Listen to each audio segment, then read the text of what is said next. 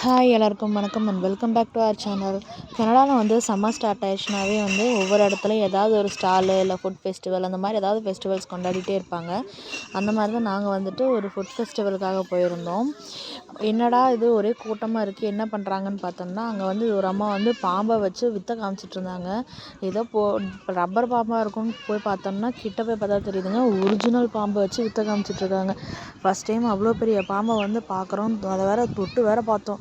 ஒரே goose pumping மூமெண்ட்ஸாக இருந்தது. அந்த மாதிரி நிறைய விஷயங்கள் அந்த ஃபுட் ஃபெஸ்டிவல்ஸில் வச்சுருந்தாங்க.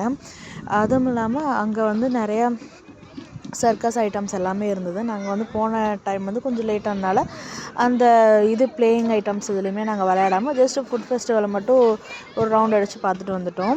அங்கே வந்து ஒவ்வொரு கவுண்டருக்கும் நம்பர் கொடுத்து ஒவ்வொரு கவுண்டரும் வச்சுருந்தாங்க. நிறையா விஷயங்கள் அங்கே இருந்தது.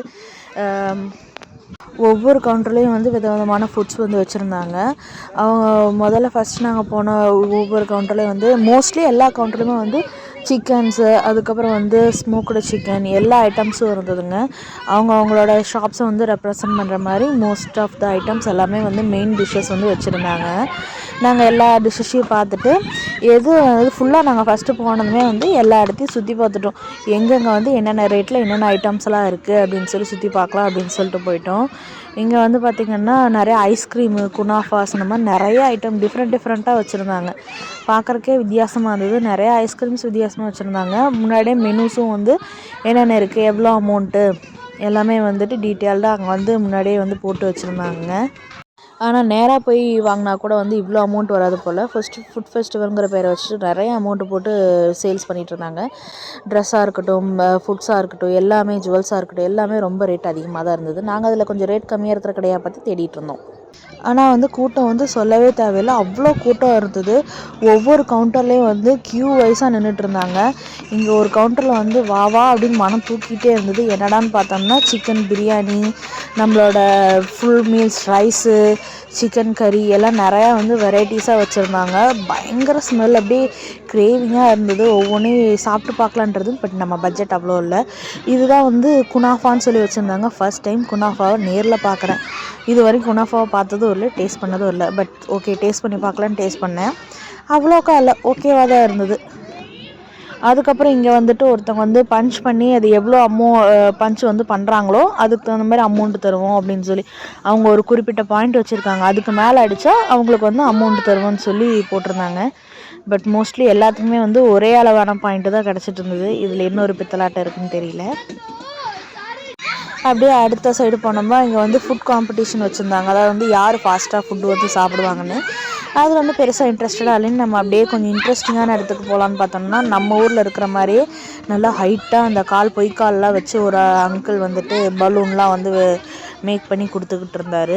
அது வந்து பார்க்க வித்தியாசமாக இருந்தது.